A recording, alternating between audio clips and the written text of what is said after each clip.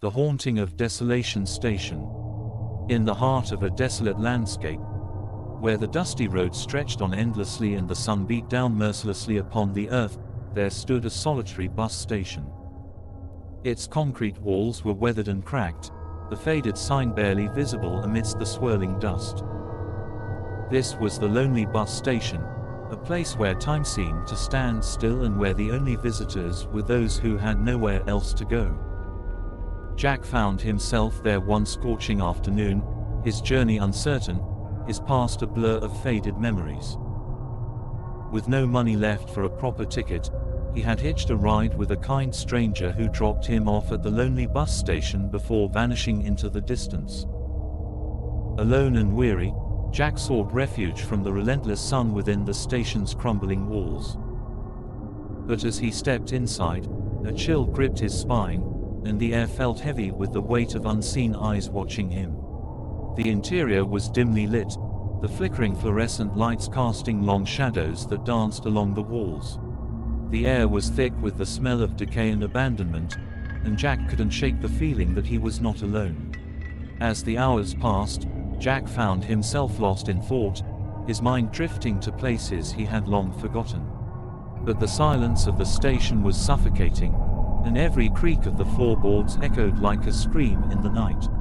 He thought of his childhood home, a distant memory now tinged with sadness and longing.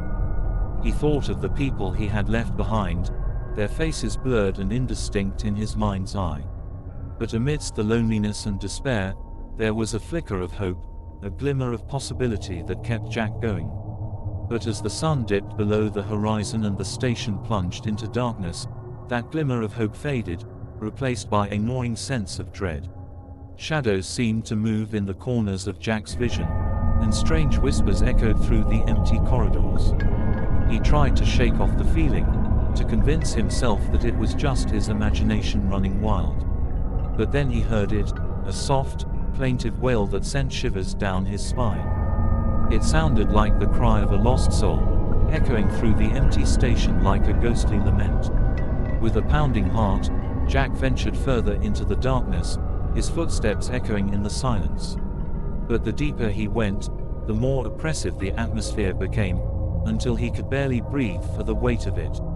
And then, just as he reached the heart of the station, he saw it, a figure standing in the shadows, its eyes glowing with a malevolent light.